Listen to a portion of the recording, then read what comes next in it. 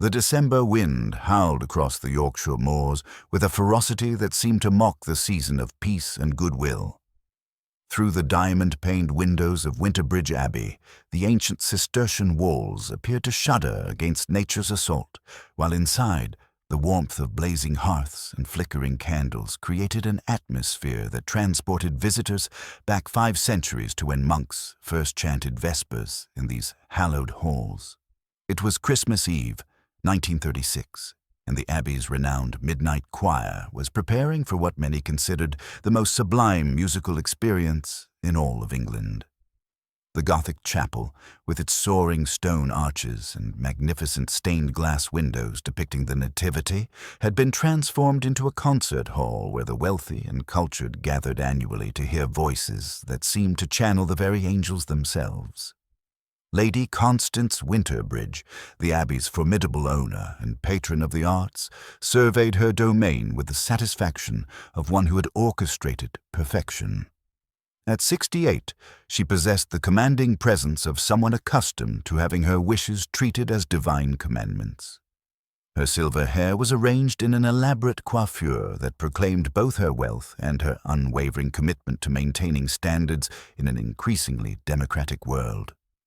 The Winterbridge diamonds at her throat caught the candlelight like captured stars. The guest list read like a compilation from Debrett's peerage. Sir Reginald Ashworth, the distinguished Member of Parliament, stood near the altar discussing the evening's programme with his much younger wife, Lady Victoria Ashworth, whose beauty had once graced London's most fashionable theatres. Their marriage, contracted 3 years earlier, had been the subject of considerable speculation in society circles, given the 25-year difference in their ages. Dr. Edmund Carruthers, the Abbey's resident musicologist and conductor of the choir, moved among his singers with the nervous energy of a man whose entire reputation rested upon the next 2 hours. His thin frame betrayed the anxiety that consumed him. For Dr. Carruthers understood that tonight's performance would determine not only his own future, but the financial survival of Winterbridge Abbey itself. The choir members themselves presented a study in contrasts.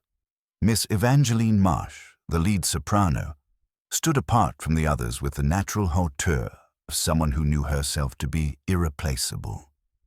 Her pale blue evening gown, though elegant, bore the subtle signs of careful maintenance that suggested her circumstances were less comfortable than her demeanour implied. Timothy Ashworth, Sir Reginald's nephew and the choir's tenor soloist, practised his scales with intense concentration, while Mrs. Beatrice Holloway, the local vicar's wife, provided the ensemble's contralto foundation with quiet dignity. Mr. Felix Rainsford, the Abbey's distinguished choirmaster and organist, occupied the elevated organ loft, his aquiline profile silhouetted against the ancient stonework. Rumour had followed him from London's musical circles.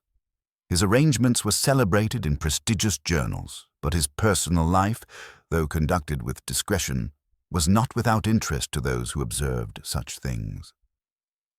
As the evening progressed and the guests took their seats in the ancient pews, the atmosphere grew thick with anticipation and something else, a tension that seemed to emanate from more than mere pre-performance nerves.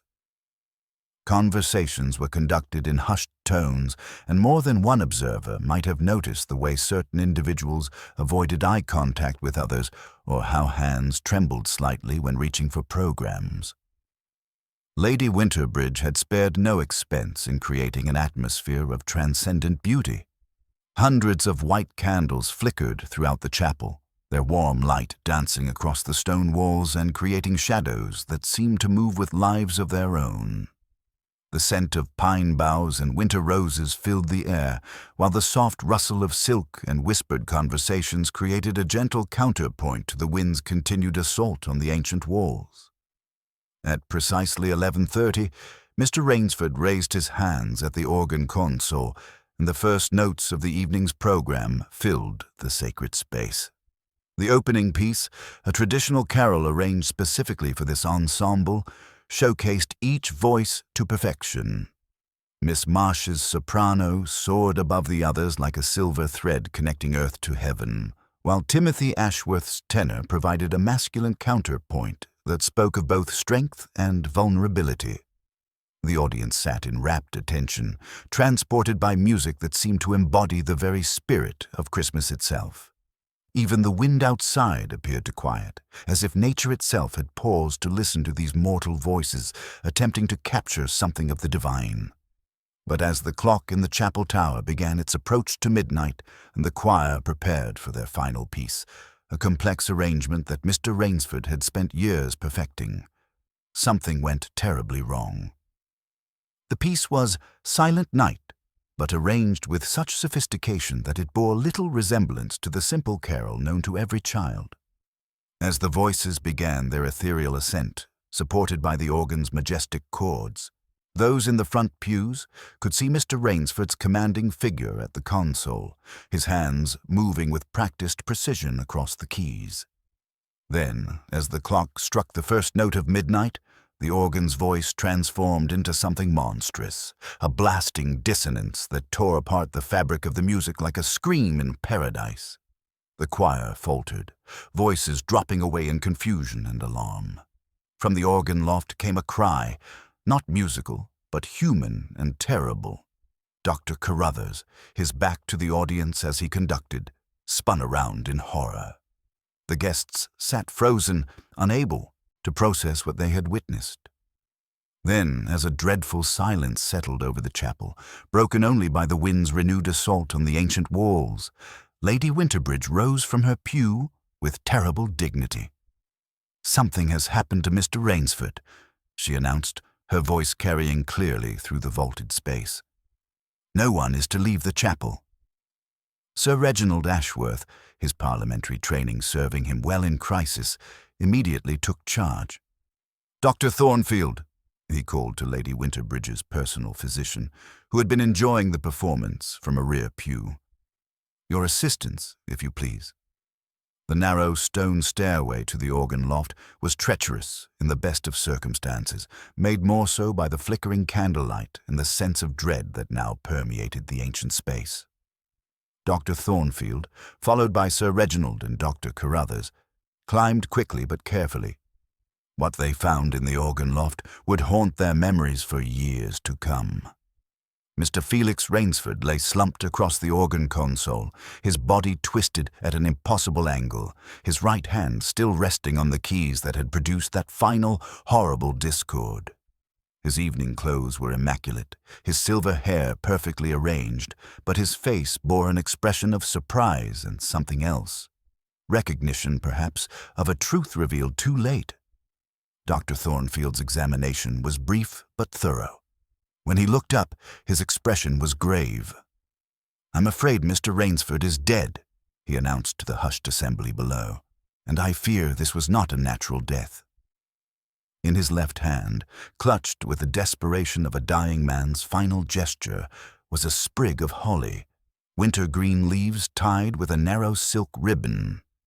One of the leaves had been snapped, and upon it, barely visible in the candlelight, was a small dark stain that might have been blood, or something else entirely. The words seemed to echo in the ancient stone walls, transforming the chapel from a place of celestial beauty into something far more sinister.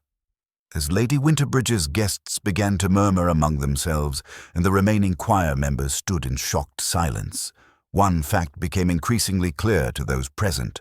Mr. Felix Rainsford had been murdered, and the killer was almost certainly someone who had been listening to his final, fatal performance.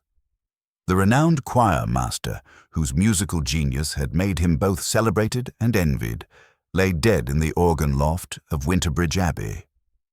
The gates, locked against the winter storm, now served as an unwitting prison for a murderer and their unsuspecting prey. The midnight choir had ended, but a far more sinister performance was about to begin. The silence that followed Dr. Thornfield's grim pronouncement stretched through the ancient chapel like a held breath, broken only by the storm's relentless assault on the abbey's stone walls. Lady Constance Winterbridge, displaying the steel backbone that had made her Yorkshire's most formidable matriarch, rose from her front pew with deliberate grace. The Winterbridge diamonds at her throat caught the candlelight like fragments of winter ice as she surveyed her guests with the authority of centuries. "Ladies and gentlemen," she began, her voice carrying clearly through the vaulted space, "no one is to leave these premises. The gates were locked at 10 o'clock against the storm, and they shall remain so until this matter is resolved." Her pale blue eyes swept the assembly with military precision. "It appears that someone among us has committed murder on this most sacred of nights." Sir Reginald Ashworth descended from the organ loft, his parliamentary composure intact, despite the gravity of their situation. "The telephone lines are down due to the weather," he announced, though his words carried an undertone of unease. "We are effectively isolated until morning, when the local constabulary can be summoned." His gaze briefly found his wife, Lady Victoria, whose theatrical beauty seemed diminished by an unusual pallor. "Then we shall adjourn to the great hall," Lady Winterbridge declared. "The chapel must remain undisturbed, and we require a more suitable location for what must follow." As the assembly filed through the ancient corridors, the transformation from Christmas celebration to criminal investigation became starkly apparent. The warmth and fellowship that had characterized the evening evaporated, replaced by sidelong glances and whispered conversations that ceased abruptly when others approached. In the great hall, beneath the stern gazes of painted abbots, the suspects arranged themselves with the unconscious choreography of people suddenly aware they were being observed.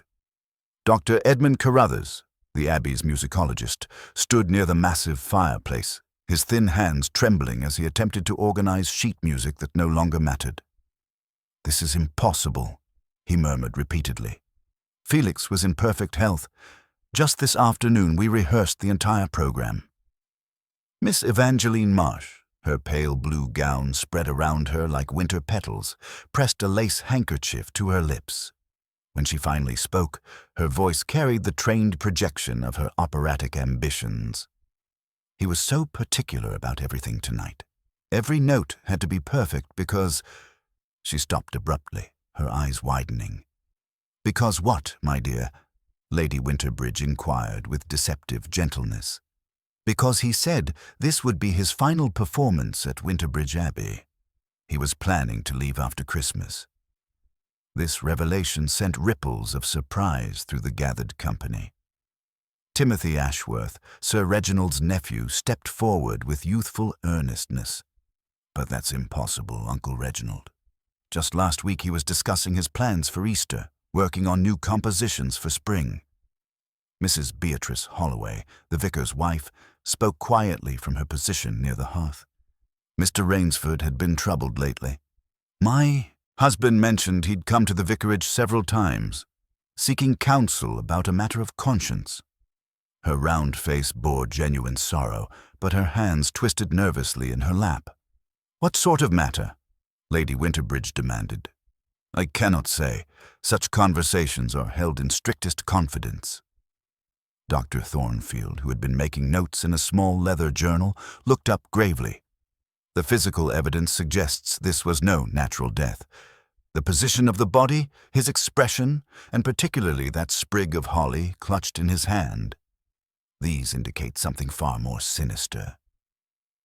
The mention of the holly brought another moment of tense silence. Several guests unconsciously touched the decorative sprigs they wore on their lapels, small Christmas ornaments that now seemed ominous. Lady Victoria Ashworth, who had remained unusually quiet, finally spoke. "Perhaps we should consider that Felix simply succumbed to the pressure. The entire financial future of the Abbey depended upon tonight's success." Her voice carried the trained modulation of her former stage career, but there was something forced in her composure. "A comforting theory," Dr. Thornfield replied pointedly, "but one that fails to explain the evidence." As the wind howled through the ancient stones and the candles flickered in their sconces, each person present began to understand their precarious position. They were no longer merely witnesses to tragedy, but potential suspects in a murder investigation. The man who had dedicated his life to creating beauty through music had become the centerpiece of a deadly puzzle. The midnight choir had ended in death, but a far more dangerous performance was about to begin. The grey light of Christmas morning crept through the diamond-paned windows of Winterbridge Abbey with reluctant fingers, illuminating a scene that bore little resemblance to the festive celebration planned mere hours before. The storm had finally begun to exhaust itself, though snow continued to fall in lazy spirals beyond the ancient glass. In the great hall, the assembled company maintained their uneasy vigil, sustained by strong tea and the brittle comfort of shared misfortune. It was at precisely 7 o'clock when the sound of motor-car wheels crunching through treacherous snow announced an arrival that would transform their desperate situation. Lady Winterbridge, who had been pacing before the great fireplace with military precision, paused as Jarvis appeared in the doorway with an expression of barely concealed relief. "My lady," the butler announced with formal dignity, "Monsieur Hercule Poirot has arrived, accompanied by Inspector Japp of the County Constabulary." The small, dapper gentleman who entered the great hall seemed to bring with him an atmosphere of absolute competence that immediately altered the room's emotional temperature. Hercule Poirot stepped across the threshold with the measured precision of a man accustomed to making entrances at moments of crisis. His appearance was immaculate despite the treacherous journey through Yorkshire's winter fury. His mustache perfectly waxed, his patent leather shoes gleaming, and his overcoat brushed free of every errant snowflake with meticulous care. Behind him followed Inspector Japp, a large, earnest man whose furrowed brow spoke eloquently of his relief at having summoned assistance beyond his usual remit of rural misdemeanors. "Ladies and gentlemen," Japp announced with obvious gratitude, "Monsieur Poirot has kindly agreed to assist with this most unusual case." Poirot's keen green eyes surveyed the assembled company with the intensity of a jeweler examining precious stones for hidden flaws. His gaze lingered momentarily on each face. Lady Winterbridge's aristocratic composure, Miss Marsh's theatrical pallor, Dr. Carruthers' nervous agitation, Mrs. Holloway's quiet dignity, and the various expressions of anxiety and suspicion that marked each suspect like invisible brands. "Mesdames et messieurs," Poirot began, removing his gloves with ceremonial deliberation, "I am Hercule Poirot. The circumstances of my arrival, they are most regrettable, but perhaps not entirely without providence." His head tilted slightly as he continued his systematic observation. "A crime committed on the most sacred of nights, in a place dedicated to the celebration of divine harmony. C'est ironique, n'est-ce pas?" Lady Winterbridge stepped forward with the dignity befitting her station, though her relief was unmistakable. "Monsieur Poirot, your reputation precedes you. We are most grateful for your arrival, though I confess amazement that you managed to reach us in such conditions." "The snow, madame, it presents challenges, but not insurmountable ones for those who possess the proper motivation," Poirot replied, his eyes twinkling with satisfaction. "Besides Inspector Japp, he knows that Hercule Poirot does not permit winter storms to interfere with justice." Already, Poirot had begun his characteristic examination of the room itself, noting with obvious displeasure a crooked picture frame, which he adjusted with precise movements. His attention fixed briefly on the arrangement of chairs around the fireplace, the scattered sheet music on a side table, and the way certain individuals positioned themselves in relation to others. "But first," he announced, straightening his bow tie with meticulous care, "I must examine the scene of this tragedy. The organ loft, it will speak to Poirot of the final moments of the unfortunate Monsieur Rainsford." He paused, his gaze encompassing the entire assembly. "I observe that no one has departed since the discovery of the crime. Excellent. In these affairs, it is always the one who leaves who becomes most interesting." Dr. Thornfield approached with his medical bag.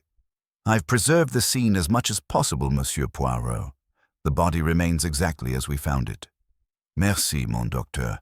And your professional opinion of the cause of death?" "Murder, without question. The position of the body, the expression of surprise and recognition on his face, and most particularly that sprig of holly clutched in his left hand. These details suggest deliberate malice. Poirot nodded thoughtfully, his fingers stroking his magnificent moustache. The holly, it is most significant. In Belgium, we say that the symbols of joy can become instruments of sorrow when hearts grow cold with secrets. His eyes swept the room once more. But we proceed with method, always with method. First, I examine the scene. Then I will speak with each of you individually. The truth, she is like a complex musical arrangement. Each voice must be heard separately before the harmony can be understood. As the little Belgian detective prepared to begin his investigation, the atmosphere in the great hall shifted perceptibly.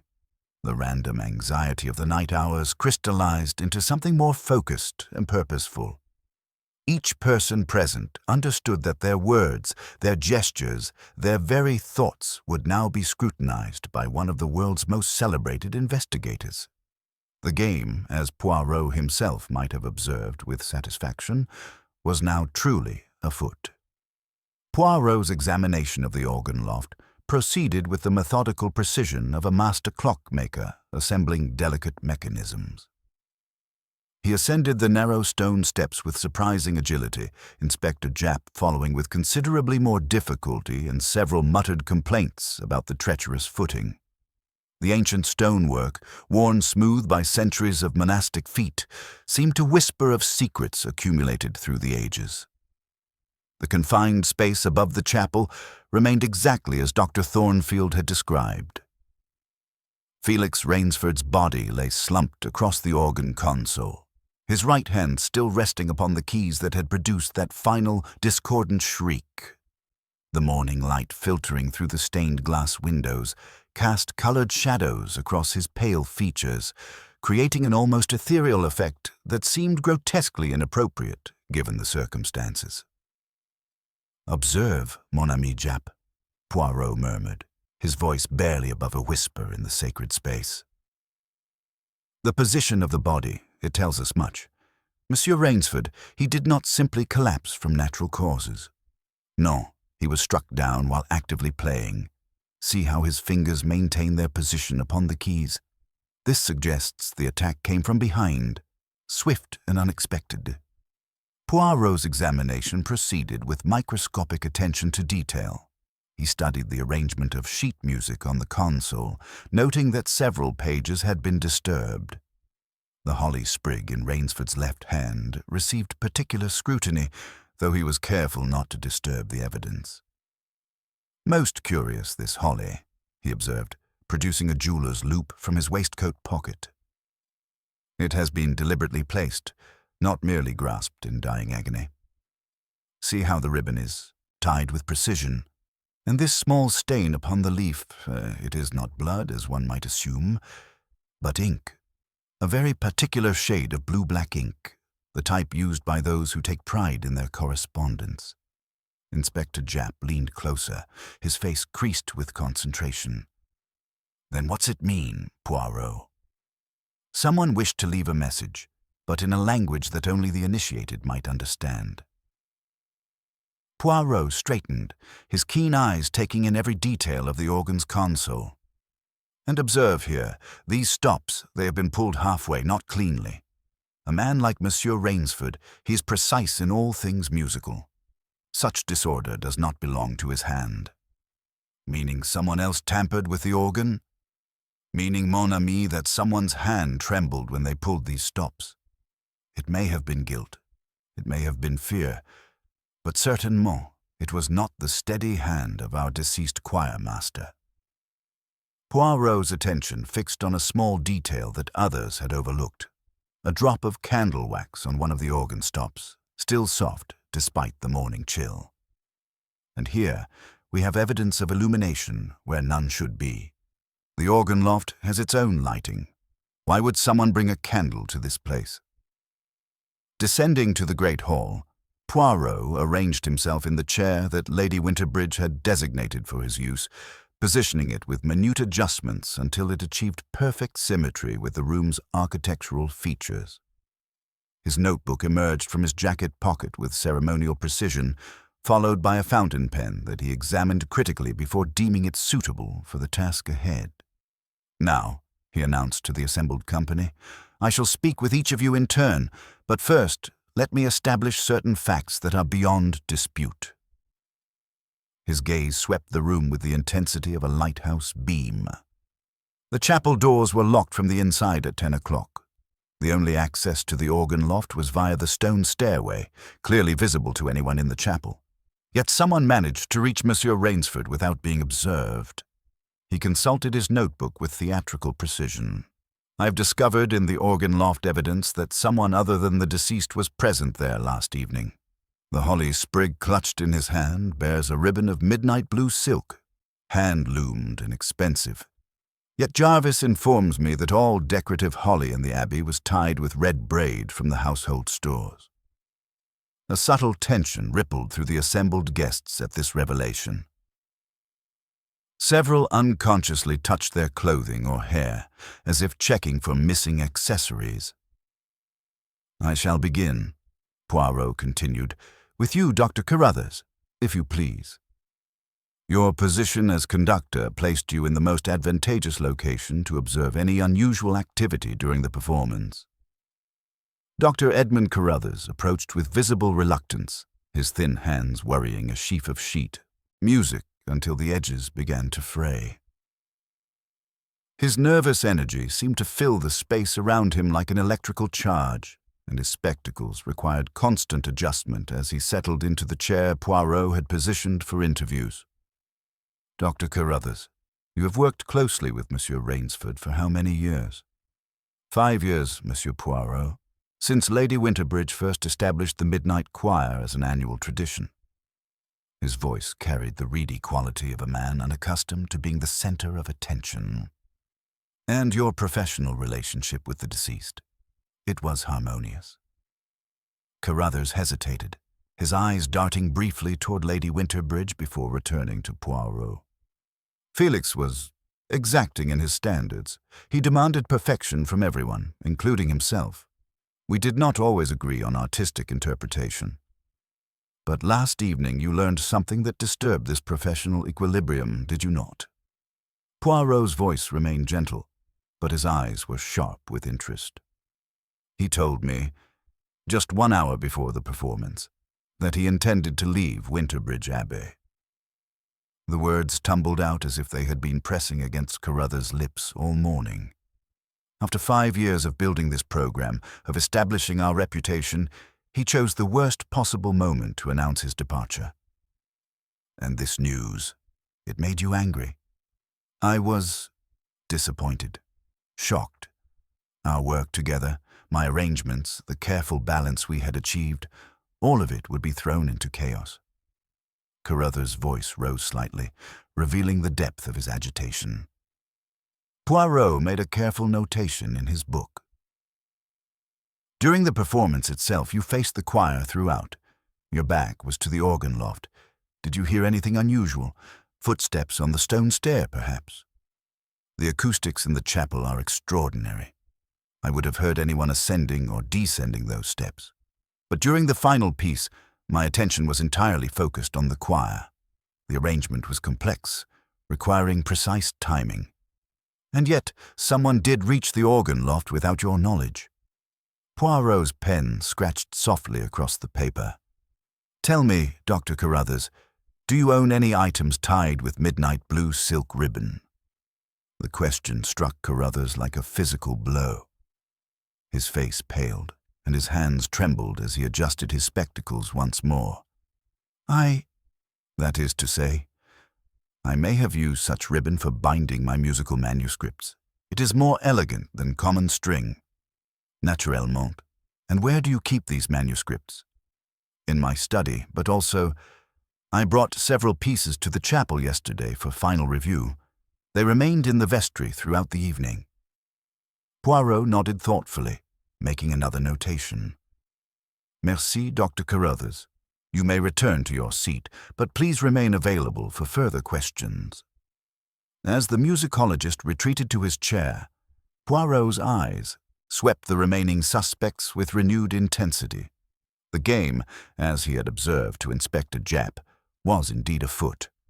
The holly sprig with its mysterious ribbon had already begun to reveal secrets, and Poirot sensed that each subsequent interview would add another piece to the complex puzzle that was the murder of Felix Rainsford.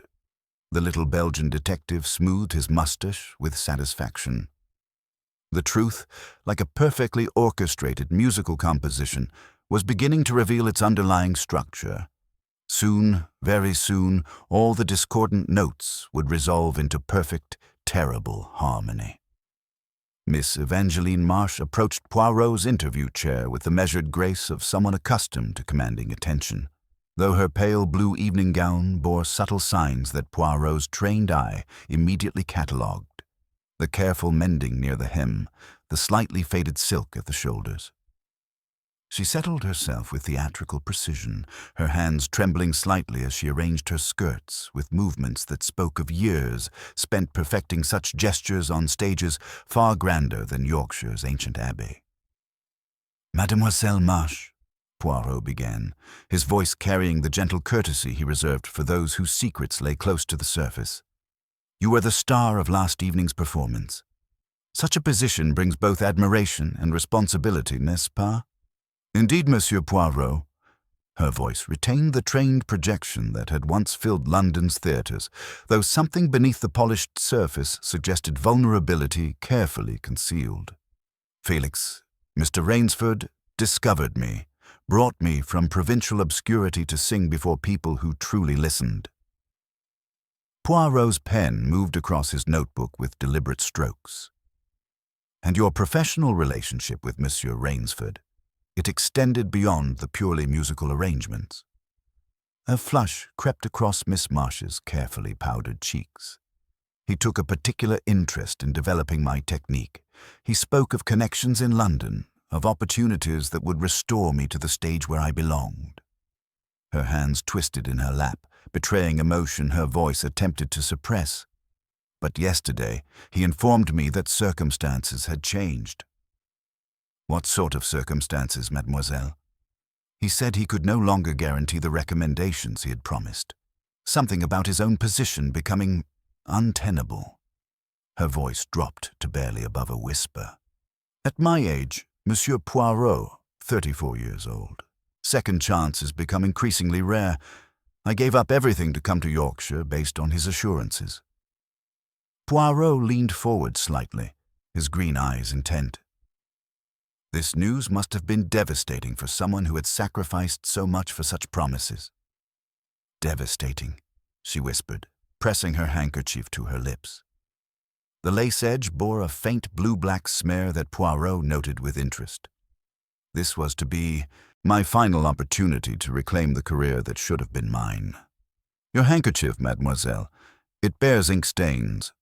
She looked startled, then exasperated with herself. "Dr. Carruthers asked me to sign a dedication in the vestry before the performance. He lent me his fountain pen, a silver waterman he's rather proud of. It leaks, however."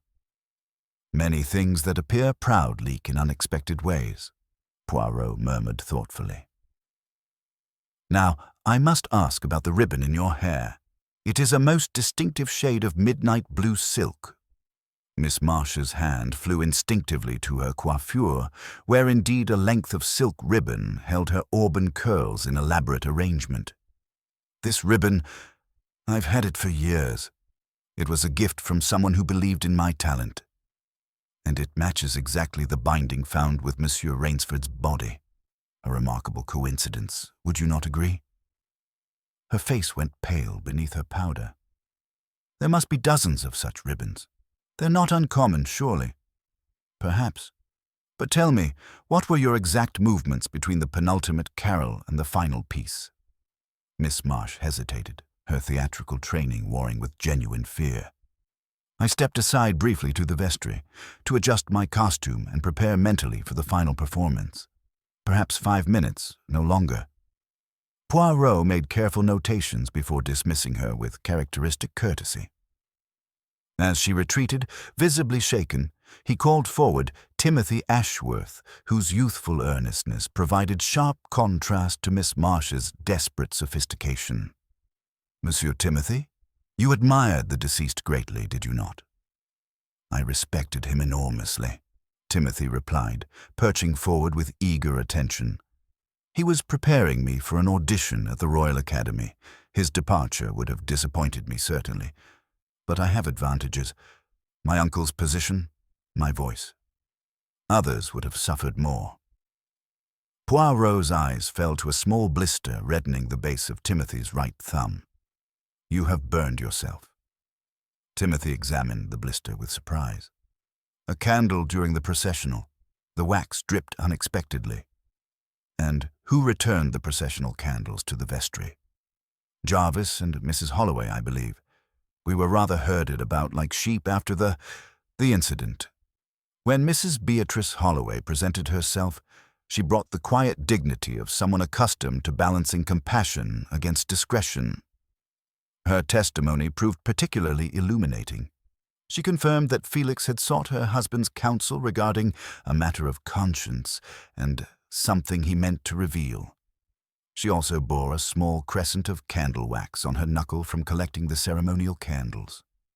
Inspector Japp leaned close as the interviews concluded. "The Marsh woman and her ribbon, Poirot, it's practically a confession. Motive, opportunity, physical evidence."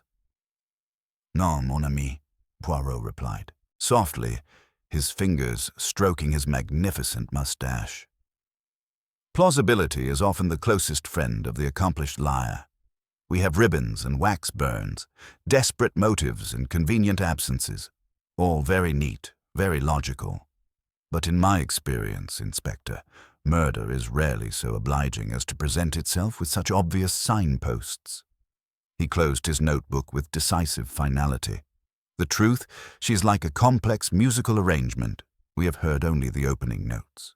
The harmony, or discord, that resolves this mystery requires many more voices before it becomes clear." The little Belgian detective's eyes swept the assembled company with renewed intensity. Someone among them was indeed a murderer, but Poirot sensed that the most dangerous revelations still lay ahead, hidden beneath layers of misdirection as carefully orchestrated as any musical composition. The discovery came at precisely 2 o'clock on Christmas afternoon, when Inspector Japp's methodical search of the Abbey's vestry yielded what appeared to be the final pieces of an incriminating puzzle. Jarvis, maintaining his butler's discretion even in the face of murder, had unlocked the small chamber where the choir's personal effects were stored during performances. What they found seemed to resolve the mystery with devastating clarity. "Here we are, then," Japp announced with satisfaction, emerging from the vestry with a spool of midnight blue silk ribbon clutched in his substantial fist. "Matches the ribbon on the holly exactly, and there's a length cut clean off, just the right amount for our little Christmas decoration." His eyes fixed triumphantly on Miss Evangeline Marsh, whose hand instinctively rose to touch the identical ribbon adorning her auburn hair. Poirot observed this discovery with the detached interest of a connoisseur examining a painting of questionable provenance. "Most illuminating, Inspector. And what else has the vestry revealed to your industrious investigation?" "This," Japp replied, producing a stub of beeswax candle, its base darkened with what appeared to be ink stains. "Found tucked behind the choir robes, along with several loose sprigs of holly that don't match the decorations used in the chapel. Someone's been busy preparing their little surprise." Miss Marsh's theatrical composure finally cracked under the weight of accumulating evidence. "I told you I went to the vestry before the final piece," she said, her voice barely above a whisper. "My dressing basket was there, my personal items, including this ribbon, which you used to tie the holly, found in Mr. Rainsford's hand," Japp interrupted with the blunt satisfaction of a man who believed in simple solutions to complex problems. "Motive, opportunity, physical evidence. What more do we need?" But Poirot's response carried a note of gentle contradiction that immediately altered the atmosphere. "What we need, mon ami, is the truth. And the truth She is rarely so obliging as to present herself wrapped in midnight blue silk with a neat bow. He accepted the ribbon spool from Jap and examined it with his jeweler's lupee, his expression growing increasingly thoughtful. Observe, if you please, the manner in which this ribbon has been cut. Clean, precise, accomplished with sharp dressmaker's shears, held by someone accustomed to such work. He gestured toward Miss Marsh. Mademoiselle, would you be so kind as to demonstrate how you would tie such a ribbon for your hair?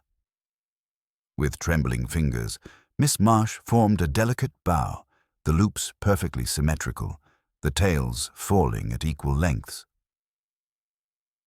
It was the automatic gesture of someone who had spent years perfecting such details for the stage.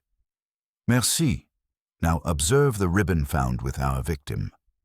Poirot held up the evidence, his voice taking on the precise cadence of a professor delivering a crucial lecture.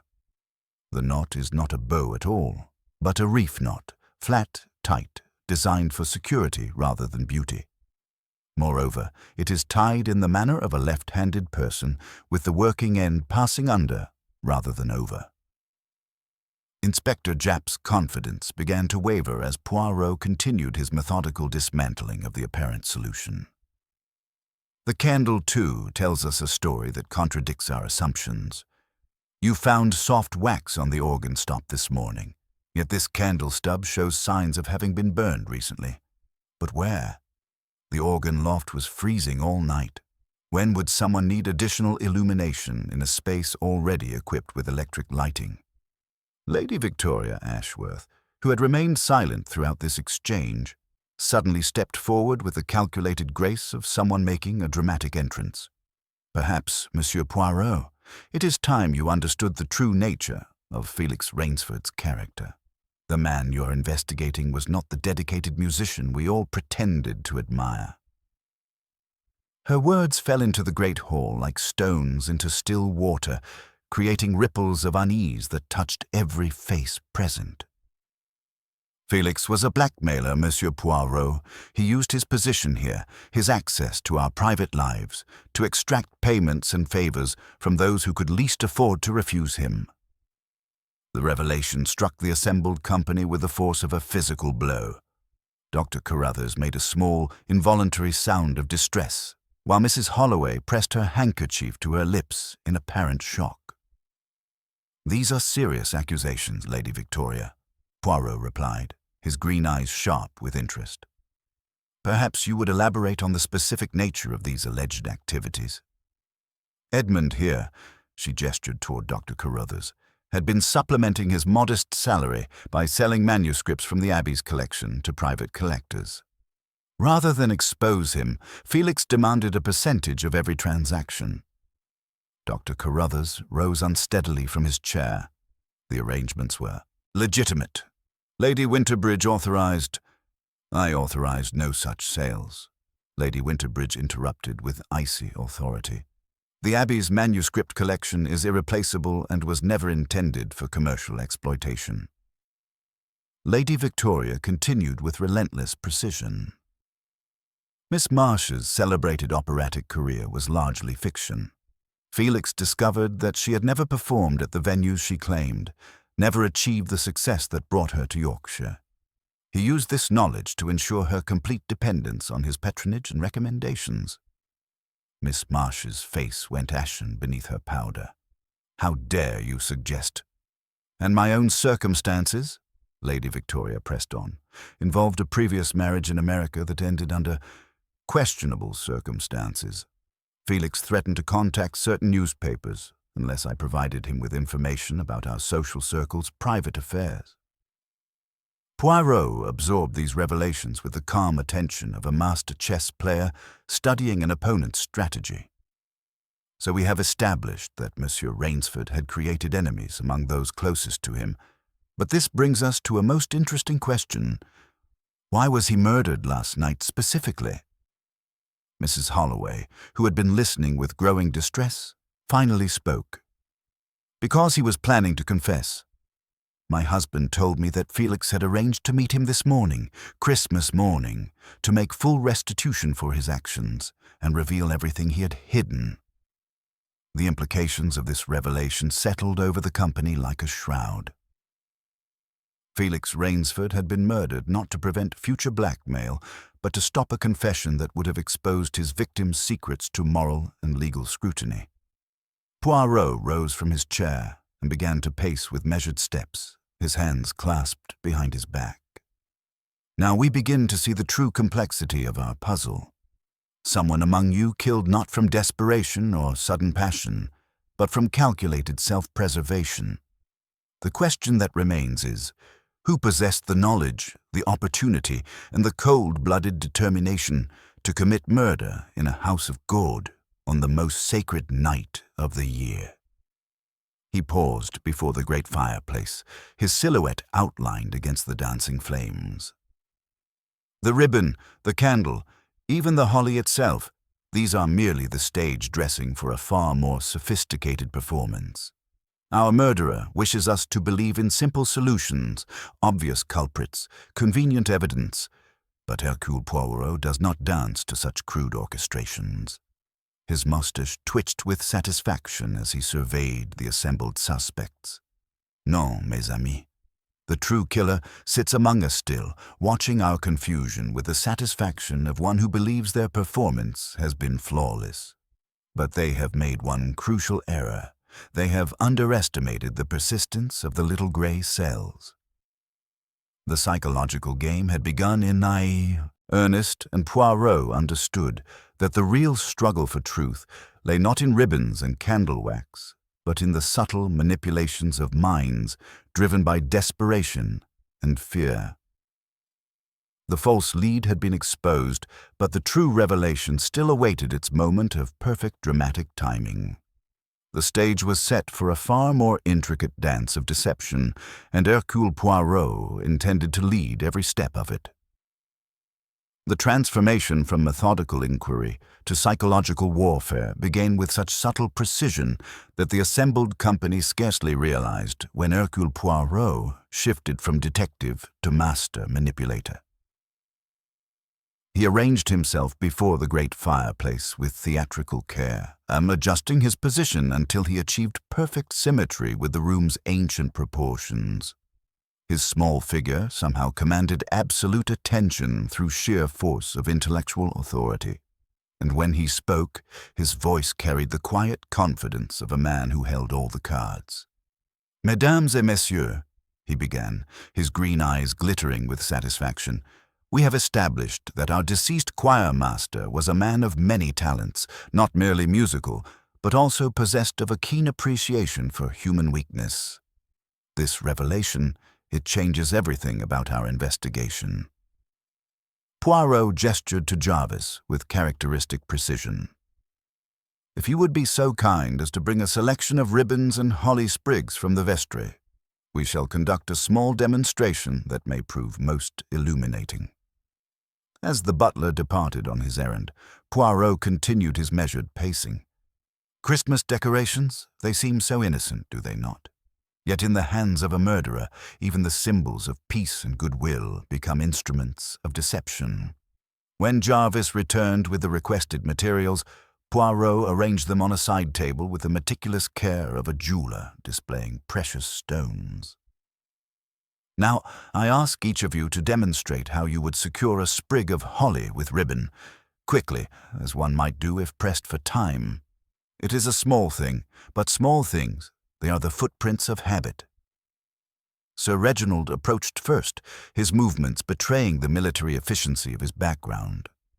2 quick turns and a flat reef knot lay clean and firm, practical, unadorned, tied with the confidence of someone accustomed to making things secure.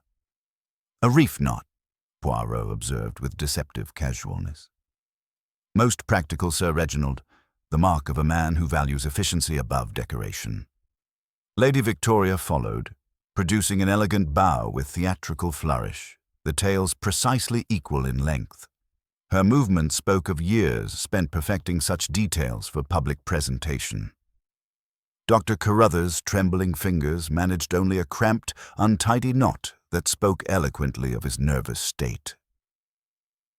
Timothy Ashworth's attempt fell somewhere between enthusiasm and incompetence, while Mrs. Holloway tied a competent reef knot with the quiet efficiency of someone accustomed to practical tasks. Miss Marsh, when her turn came, instinctively created a perfect bow, the automatic gesture of someone whose life had been spent in careful attention to visual presentation. "Most illuminating," Poirot murmured, making careful notations in his book. "Now observe the ribbon found with our victim." He held up the evidence with ceremonial precision. A reef knot, tied in the left-handed fashion, flat, secure, designed for permanence rather than beauty. Yet among our demonstrations, how many reef knots do we see? And how many were tied with the distinctive technique of a left-handed person? The implications settled over the company like a shroud. Several guests unconsciously flexed their hands, as if suddenly aware of their own manual preferences. "But let us continue our education," Poirot announced, producing Dr. Carruthers' silver Waterman pen. "Inspector Japp requires signed statements from each of you. This pen, it has certain characteristics that may prove instructive." One by one they approached the writing table. The pen's notorious tendency to leak left its mark on several fingers: Mrs. Holloway's forefinger, Miss Marsh's lace handkerchief, Dr. Carruthers' already ink-stained thumb. Sir Reginald, when offered the troublesome instrument, recoiled with obvious distaste.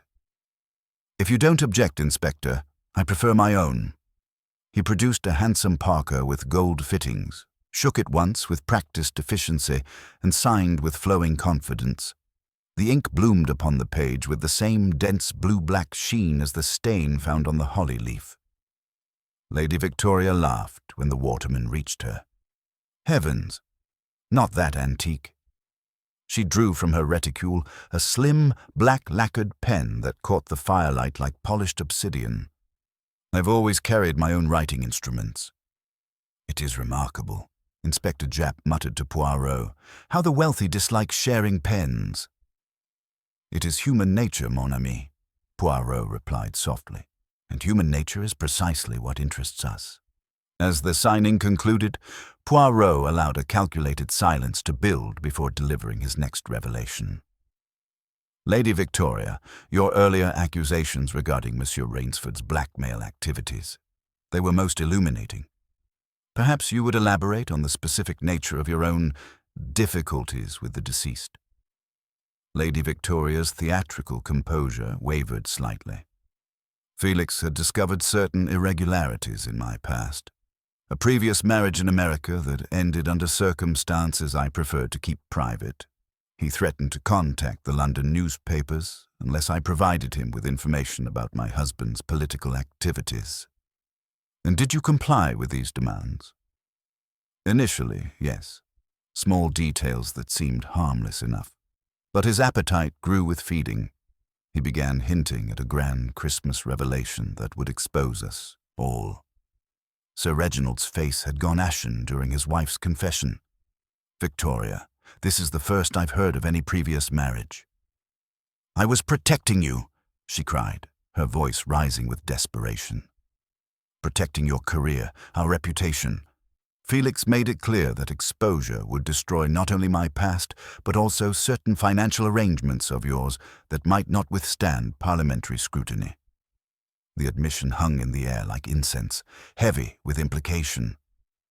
Dr. Carruthers, unable to remain silent under the mounting pressure, spoke with the voice of a man confessing to a priest. "He knew about the manuscripts," he whispered. "Lady Winterbridge, I must confess. I have been selling items from the Abbey's collection to private collectors. My mother's medical expenses, my modest salary. Felix discovered my activities and demanded a percentage of every transaction." Lady Winterbridge's face could have carved marble. "Dr. Carruthers, the Abbey's manuscript collection is irreplaceable and was never authorized for sale." Mrs. Holloway, her quiet dignity intact despite the surrounding chaos, provided the final piece of the motivational puzzle.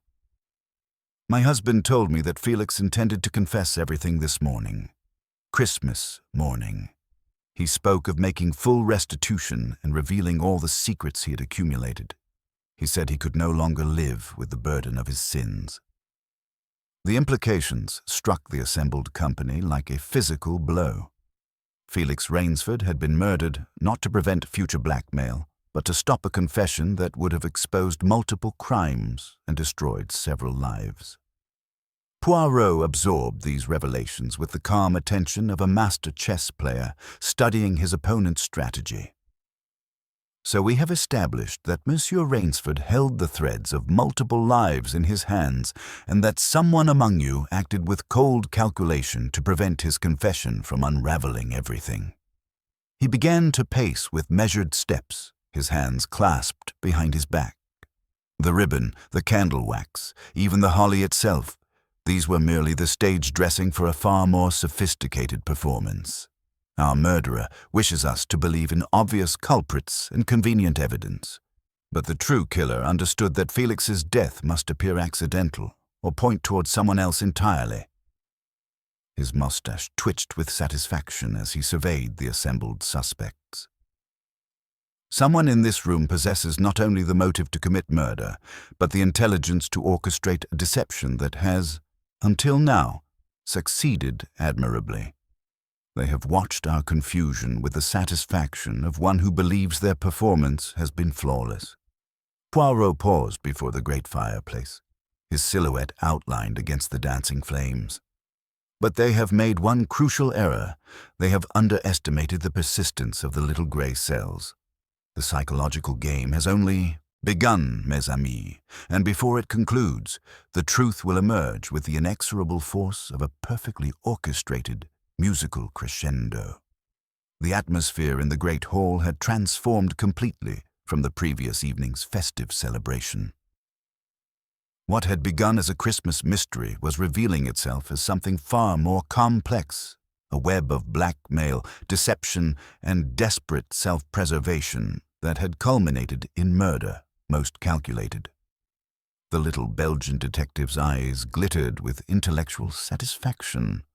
The truth was beginning to emerge from its carefully constructed hiding place, and soon, very soon, the killer would be forced to make the final, fatal move that would expose them completely. The stage was set for the next act in this macabre Christmas performance, where the stakes were nothing less than life, death, and the preservation of carefully constructed lies. The methodical precision with which Hercule Poirot returned to the organ loft spoke eloquently of a mind that refused to accept surface appearances, no matter how convincing they might seem to others. The morning light, though still pale with winter's grip, provided illumination far superior to the previous evening's flickering candles. Inspector Japp had remained below, occupied with the tedious but necessary business of formal statements, leaving Poirot alone with the silent witness of the crime scene. The little Belgian detective moved through the confined space with the reverence of a scholar examining ancient manuscripts, his keen eyes cataloguing every detail that might have escaped notice in the confusion of discovery. His attention returned inevitably to the small detail that had first caught his interest. The drop of candle wax on the organ stop that had remained mysteriously soft despite the passage of hours in Yorkshire's winter chill.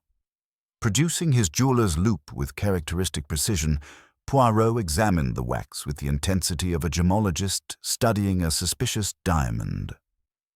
What he discovered confirmed suspicions that had been forming in his methodical mind since his first examination of the scene.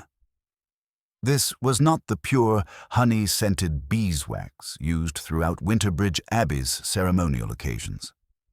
No, this was something far more mundane, paraffin wax, pale and translucent, with the greasy sheen of common household candles. The implication struck him with the force of revelation. Beeswax, exposed to the chapel's winter chill for hours, would have hardened completely by morning. But paraffin, with its significantly lower melting point, could indeed remain soft for many hours, particularly if it had been dripped not at midnight when the murder occurred, but much later, during a clandestine return to the scene. Mais oui, Poirot murmured to himself, his mustache twitching with satisfaction. Someone returned to this place after the body was discovered, after the initial shock and confusion when all attention was focused elsewhere. But why risk such exposure?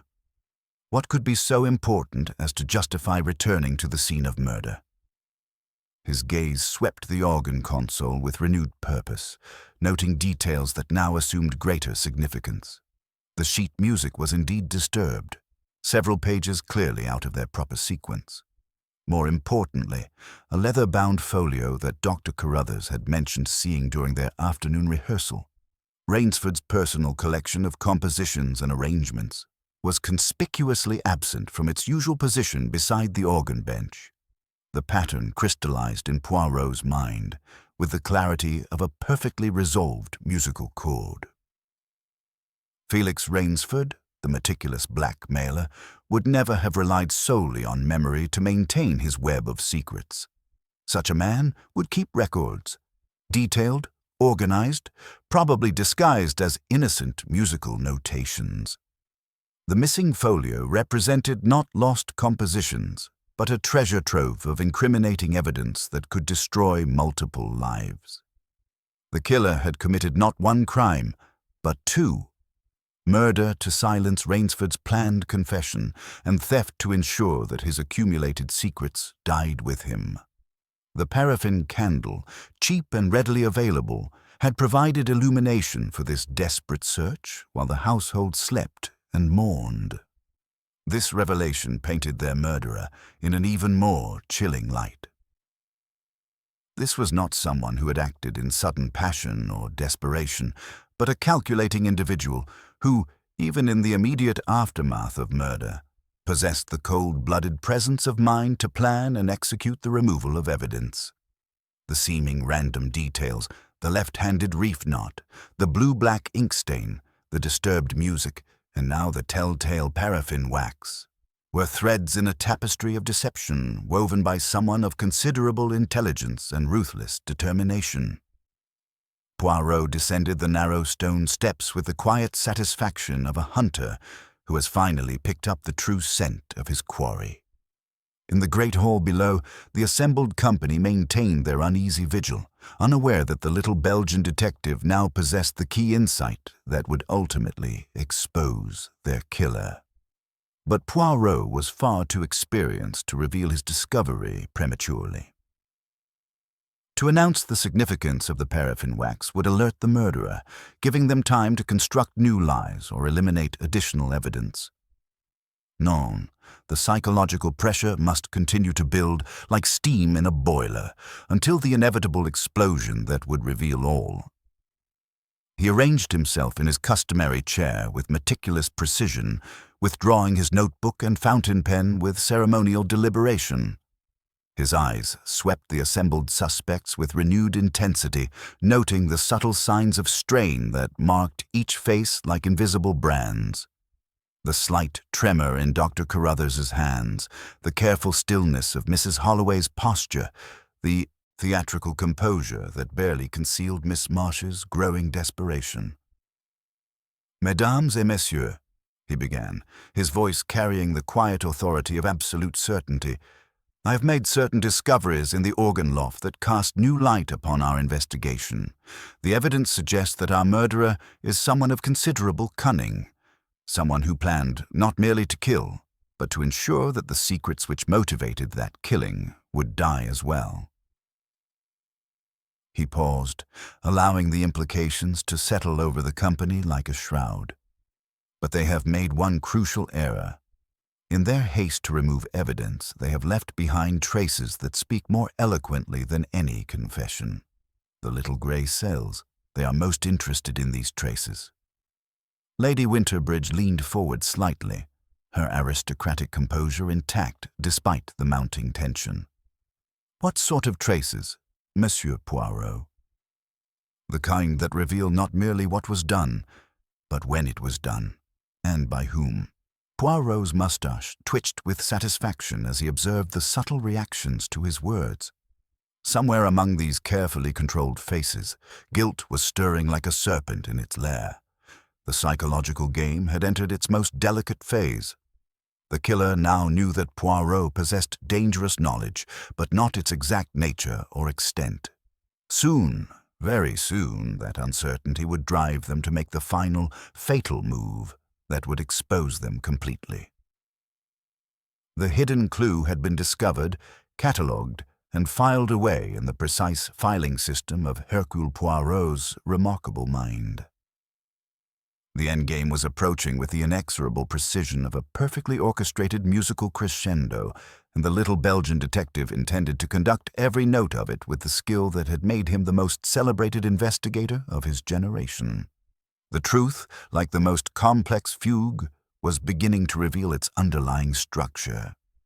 Soon, all the discordant elements would resolve into perfect, terrible harmony, and justice would be served with the precision that only Hercule Poirot could provide.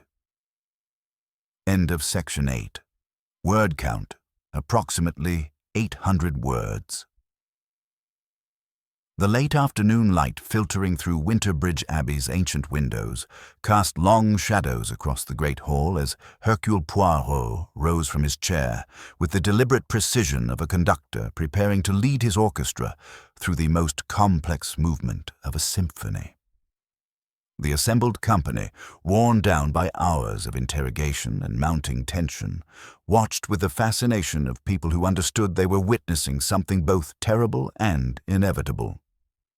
"Mesdames et messieurs," Poirot announced, his voice carrying the quiet authority of absolute certainty. "The time has arrived for us to return to the chapel where this tragedy began. The scene of the crime, she will provide the proper atmosphere for the final revelation of truth." Inspector Japp looked skeptical as the company filed through the ancient corridors toward the Gothic chapel. "Are you certain about this, Poirot? Seems a bit dramatic even for you." "Mon ami," Poirot replied with satisfaction, "some truths require the proper setting for their revelation. Besides, I wish to conduct a small experiment that will illuminate certain habits of mind and hand that have proved most instructive." The chapel retained its ethereal beauty despite the tragedy that had occurred within its walls.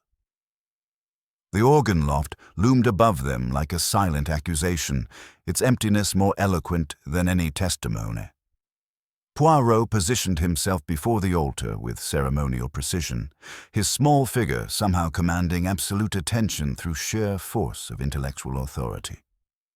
"We shall reconstruct the final moments," he declared, gesturing for each person to take their position. "Dr. Carruthers, you at the chancel steps where you conducted. Miss Marsh in the front row to the left. Timothy on the tenor line. Mrs. Holloway near the rear pew where you assisted with the processional candles. Sir Reginald, Lady Victoria, your places in the front pew by the center aisle." As the suspects arranged themselves according to Poirot's directions, the atmosphere grew thick with tension and something approaching dread. The little Belgian detective surveyed the scene with the satisfaction of a master chess player who had finally maneuvered his opponent into checkmate. "Now," he continued, "I require Jarvis to bring from the butler's pantry a selection of household candles, the ordinary ones used in servants' corridors, and from the vestry, a basket of the Abbey's ceremonial beeswax tapers." When the butler returned with the requested items, Poirot arranged them on a pew bench with meticulous care. The beeswax tapers glowed honey-colored in the afternoon light, while the household candles appeared pale and translucent with the greasy sheen that marked their humble origins. "An interesting choice presents itself," Poirot observed. "Each of you will select the candle you would naturally reach for in a moment of need. It is remarkable how such simple preferences reveal the deepest truths about character." One by one, they approached the display. Mrs. Holloway chose beeswax without hesitation, her practical nature drawn to quality. Dr. Carruthers, flustered by the attention, selected likewise. Timothy copied the nearest hand with youthful uncertainty. Miss Marsh took beeswax with theatrical reverence, as if handling a sacred relic. Lady Victoria, her smile brittle with growing desperation, folded her hands with actress's poise. I prefer not to choose at all, Monsieur Poirot. Such decisions seem rather pointless under the circumstances. Sister Reginald Ashworth, however, glanced at the offerings with the brisk practicality of a man accustomed to making decisions under pressure.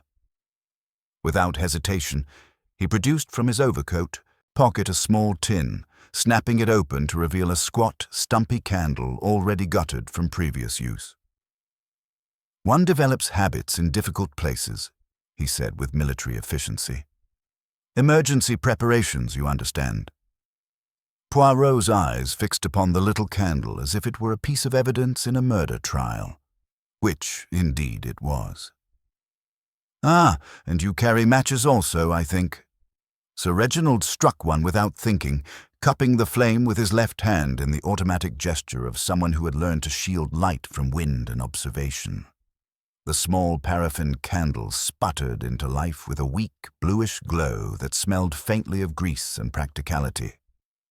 "Merci," Poirot said softly. "Blow it out, if you please.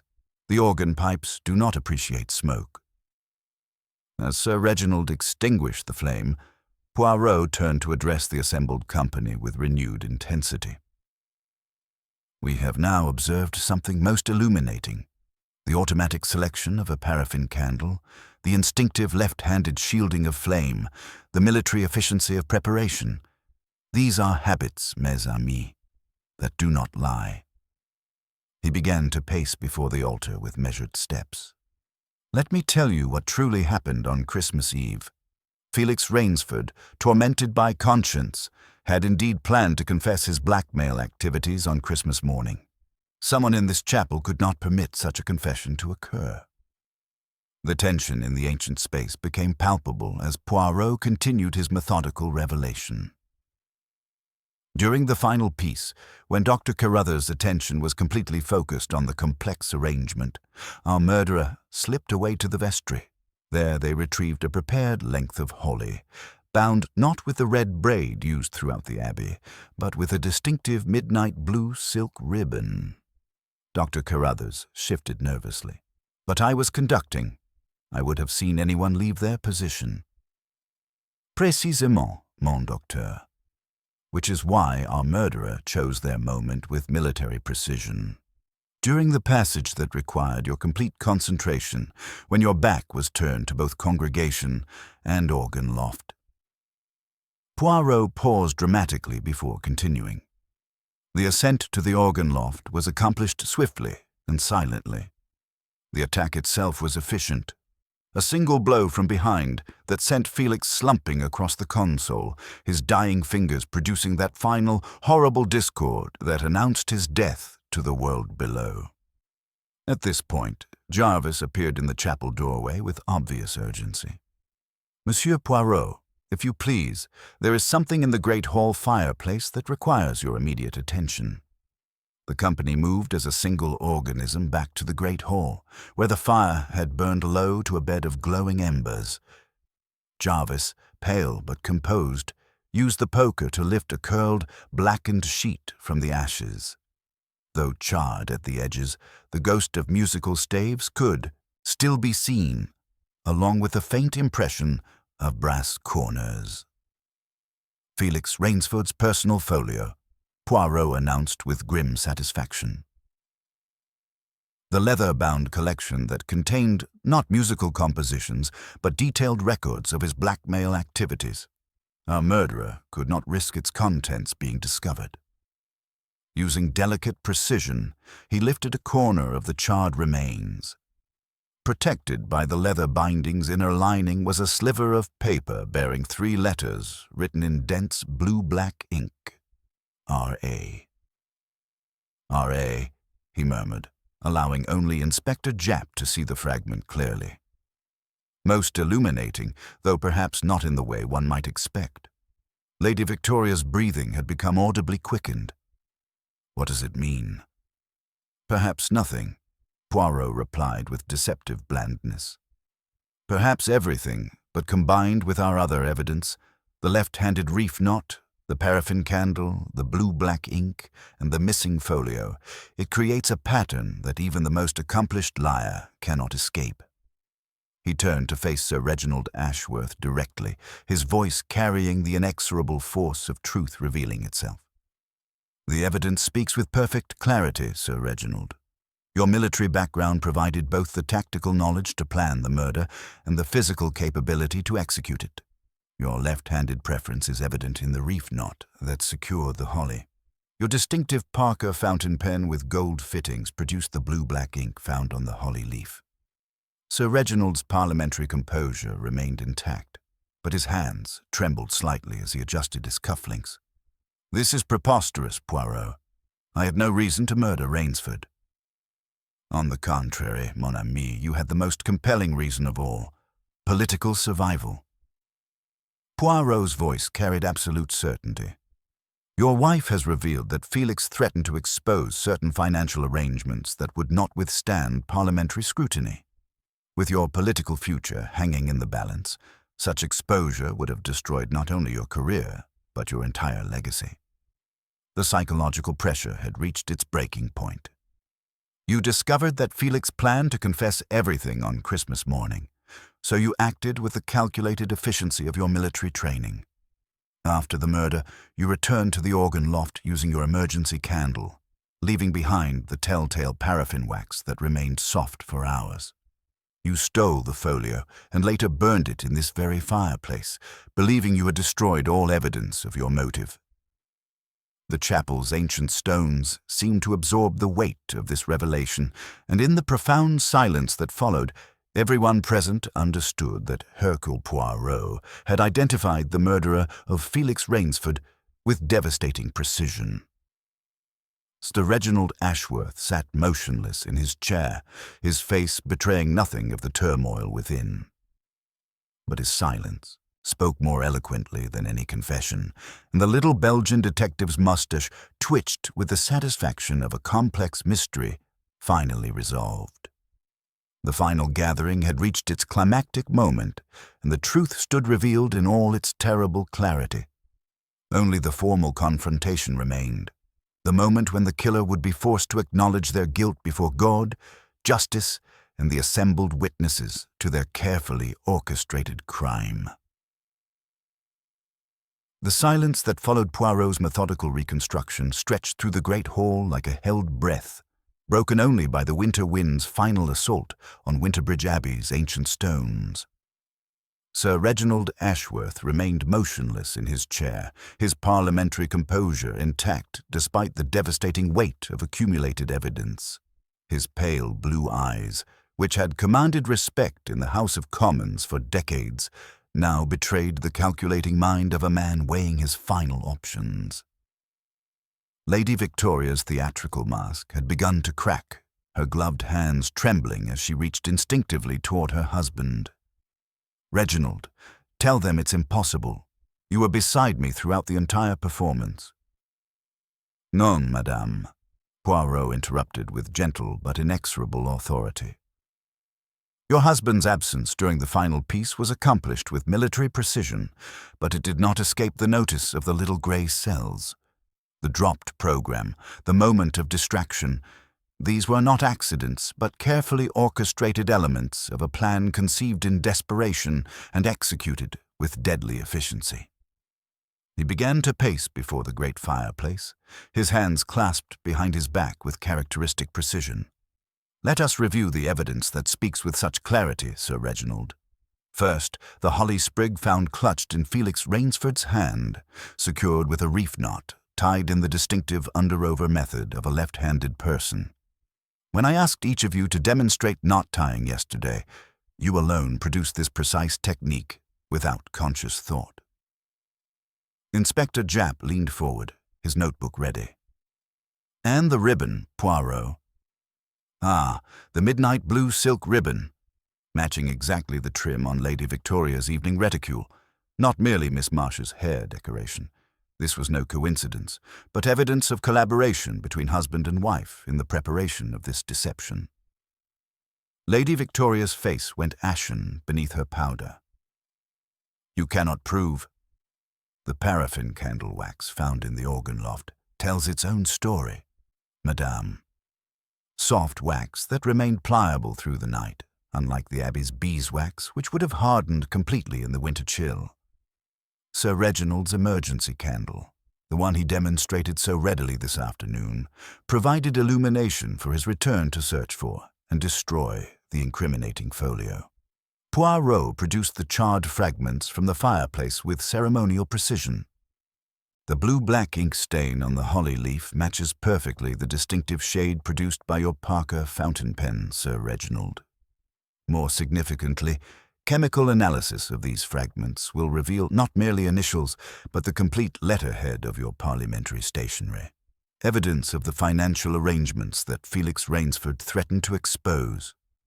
Sir Reginald's military bearing remained intact, but his voice carried a note of weary resignation. Even if your theories were correct, Poirot, you cannot prove the precise moment or method of the alleged crime.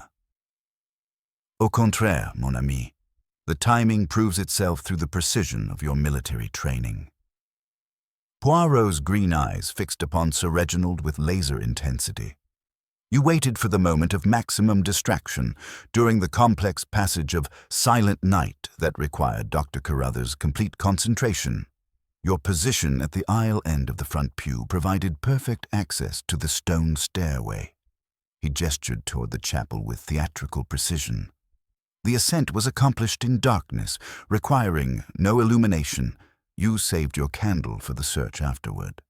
The attack itself was swift and silent, delivered with a heavy brass music stand from the organ loft, an improvised weapon that spoke of opportunity seized rather than premeditation. The reef knot securing the holly was tied with automatic precision, your left-handed technique betraying habits ingrained through decades of military service. The ink stain came from your own fountain pen, used to forge a final notation in Felix's appointment book, a desperate attempt to suggest suicide over the shame of exposure. Lady Victoria could no longer maintain her composure. "Stop this!" she cried, her voice cracking with desperation. "If you must know the truth, I burned that horrible folio myself. I slipped away after the commotion when everyone thought I had fainted.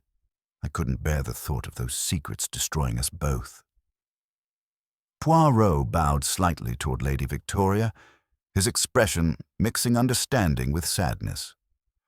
"Oui, madame, the little grey cells had deduced your nocturnal return to the scene. The faint scent of candle wax in your reticule, the smudge of soot on your glove stitching. These details spoke eloquently of your desperate attempt to protect your husband by destroying evidence. But you were not merely protecting him, were you?" Poirot continued with inexorable logic. "You were protecting yourself as well, for it was you who provided Felix Rainsford with the intelligence that made his blackmail possible. Details about your husband's parliamentary activities, his colleagues' weaknesses, their private affairs. You are not merely a victim of blackmail, madam, but an active participant in its orchestration."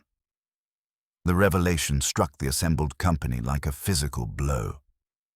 Dr. Carruthers made a small sound of distress, while Mrs. Holloway pressed her handkerchief to her lips in shock. Sir Reginald rose slowly from his chair, his dignity intact despite the ruins of his defense. When he spoke, his voice carried the controlled modulation of a man who had spent years addressing hostile audiences. "You have constructed an impressive case, Monsieur Poirot. Your attention to detail is remarkable."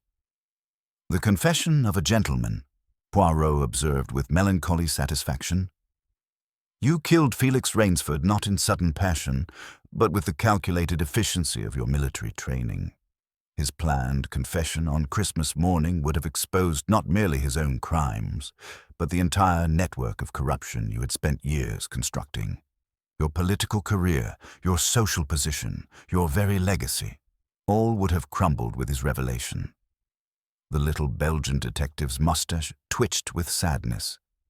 "So you chose murder over disgrace, Sir Reginald. You killed a man in the house of God on the most sacred night of the year, believing that your superior intellect could outwit both justice and divine providence." Inspector Japp stepped forward with obvious relief, his notebook closed with decisive finality. "Sir Reginald Ashworth, I am arresting you for the murder of Felix Rainsford. Lady Victoria Ashworth, you will accompany us for questioning regarding the destruction of evidence and conspiracy after the fact. As the formalities began, the reading of charges, the preparation of statements, the inevitable procession toward justice, the great hall seemed to exhale centuries of accumulated secrets. Lady Winterbridge maintained her aristocratic composure, though her hands trembled slightly as she arranged for the Abbey's immediate needs. The remaining guests sat in stunned silence, absorbing the full implications of what they had witnessed.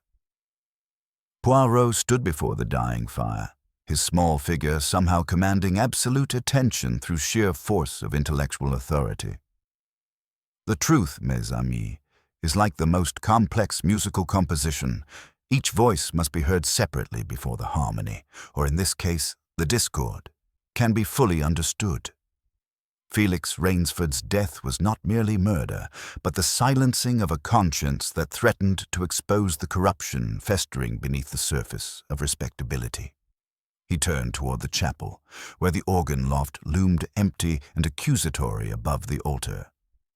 Christmas is meant to be a time of confession and redemption, of truth spoken in love and forgiveness offered freely. Instead, we have witnessed how fear of exposure can transform even the symbols of peace into instruments of deception and death. As Sir Reginald was led away in custody, his military bearing intact despite his circumstances, Lady Victoria followed with the tragic dignity of someone who understood that her carefully constructed world had crumbled beyond repair. The midnight choir had ended not in celestial harmony, but in the terrible discord of justice finally restored to its proper order. Hercule Poirot smoothed his magnificent moustache with quiet satisfaction. The little grey cells had once again proven their superiority over the most elaborate deceptions, and truth had emerged victorious despite the best efforts of those who sought to bury it beneath lies, manipulation, and murder most calculated. The case of the midnight choir at Winterbridge Abbey was closed, but its lessons would echo through the ancient stones long after the last candle had been extinguished and the final prayer offered for the souls of both victim and perpetrator alike.